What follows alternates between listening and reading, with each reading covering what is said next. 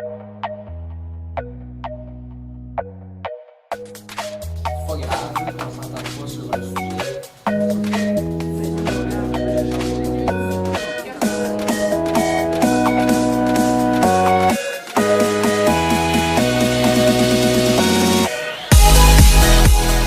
Alors, Marc-André Bouvette, je suis président du Comité national des jeunes du Parti québécois.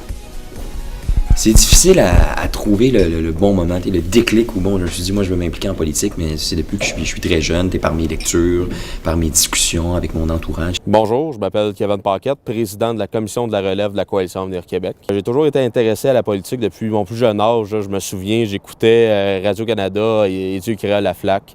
J'avais 8 ans, 9 ans. J'étais très intéressé par les personnages qu'on me montrait à la télévision, des personnages hauts en couleur, c'était des politiciens. Alors, je m'appelle Stéphane et je suis président des Jeunes libéraux du Québec. Depuis que je suis très jeune, du moins depuis que je m'en rappelle, c'est quelque chose qui m'intéresse. Je ne sais pas pour quelle raison, j'ai commencé à regarder très tôt les émissions d'humour politique, Infoman, Éduc à la FLAC, il y a très longtemps.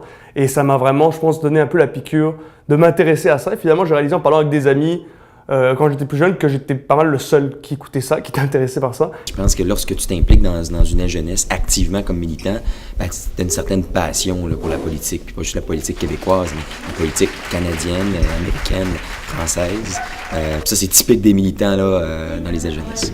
Au-delà de toute partisanerie politique, c'est quoi que je recommande à n'importe quel jeune. Là. C'est des expériences assez exceptionnelles. Juste, par exemple, de suivre un député pendant une journée complète en circonscription alors qu'il fait le tour des organismes locaux.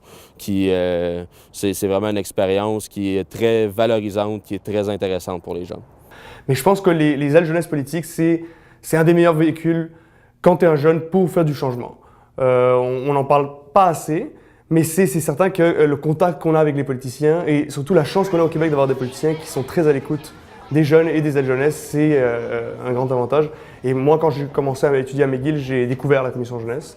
Enfin, j'en avais déjà entendu parler, mais j'ai rencontré des gens qui s'y impliquaient. J'ai commencé à m'impliquer et très rapidement, j'ai eu la piqûre. Ça fait 6 ans bientôt. Là. Pourquoi les jeunes ne s'intéressent pas à la politique ou s'intéressent moins à la politique? C'est premièrement, il faut forcément davantage de représentants de notre génération à l'Assemblée nationale, des gens qui ont une sensibilité plus importante, c'est des gens qui peuvent être un peu des porte-parole de notre génération, puis ça devient des leaders positifs pour les jeunes qui veulent s'impliquer en politique ou qui veulent éventuellement s'intéresser à la politique. Deuxième point, c'est sûr, c'est avec les idées. Ce qui motive les jeunes, c'est les enjeux qui leur touchent personnellement. On parle d'éducation, on parle d'accessibilité au marché du travail, des emplois de qualité.